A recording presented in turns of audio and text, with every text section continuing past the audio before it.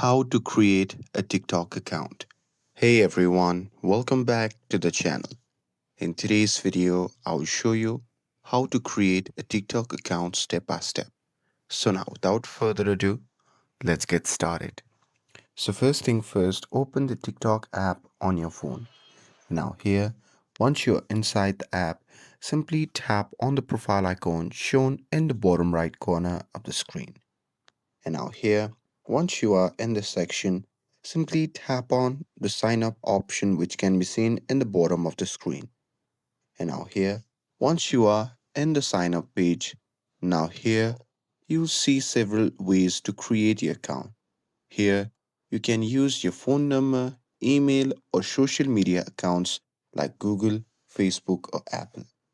Now here, let's select continue with email.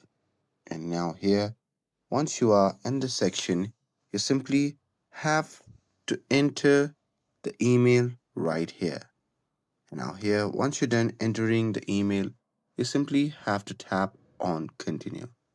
And here, once you do that, TikTok will send you a verification code. So here you just have to type it in, and once verified, you just have to choose a unique username for your profile, and you can always change this later too.